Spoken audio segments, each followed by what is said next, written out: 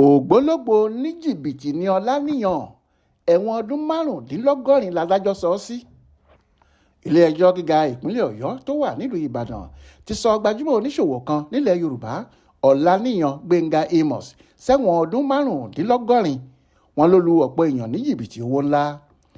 àfàìmọ̀ ni kò ní jẹ́ inú ọgbà ẹ̀wọ̀n lọkùnrin tó jẹ́ olùdásílẹ̀ iléeṣẹ́ gbajúgbajà olókòwò kan nílẹ̀ yìí yóò ti lo ìwọ̀nba ọdún tó ṣẹ́kù fún láyé láti lò.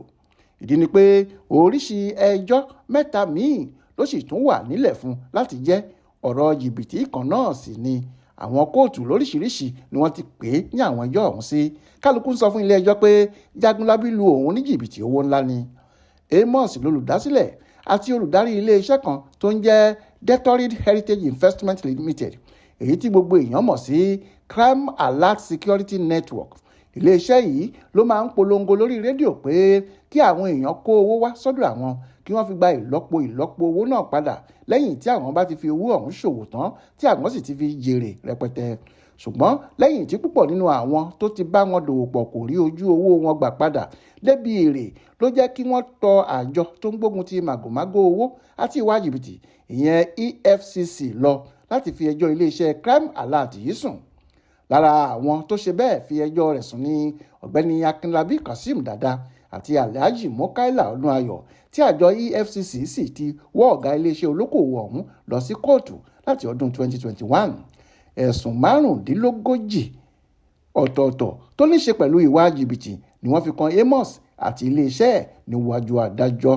ọ̀kan nínú àwọn ẹ̀sùn ọ̀hún tí wọ́n kà sí létí kà báyìí pé lọ́jọ́ kan tí kò jìnnà rárá sí 20 oṣù kejì ọdún 2020 ìwọ Ọlaniyan Gbénga Amos àti iléeṣẹ́ Detoried Heritage Investment Limited ẹ mọ̀ọ́mọ̀ purọ́ gba owó tí iye rẹ̀ jẹ́ mílíọ̀nù kan àti ẹgbẹ̀rún lọ́nà òjìlélẹ́ẹ̀ẹ́dẹ́gbẹ̀ta náírà lọ́wọ́ ẹnìkan tó ń jẹ́ Akínlábí Kazeem Dada, èyí tó lòdì sí òfin ọdún 2006 tó ṣe ìwà jìbìtì léèwọ̀ tó sì la ìjìyà lọ.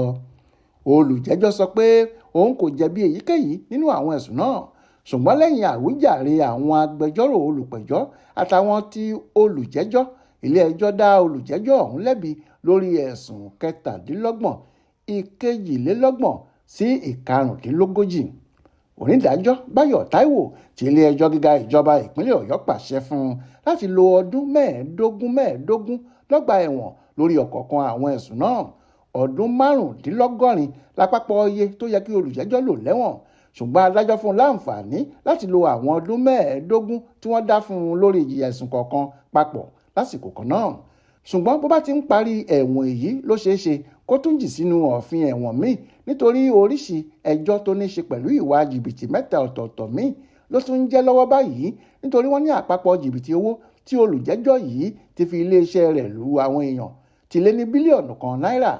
àwọn oníbàárà rẹ̀ míì tí Aláròyé gbọ́ pé ó tún lù ní jìbìtì ni wọ́n tún pè é lẹ́jọ́ sí àwọn kóòtù míì káàkiri tí oníkálukú wọn sì ń ṣàlàyé bí ọkùnrin náà ṣe lu òun ní jìbìtì owó rẹpẹtẹ.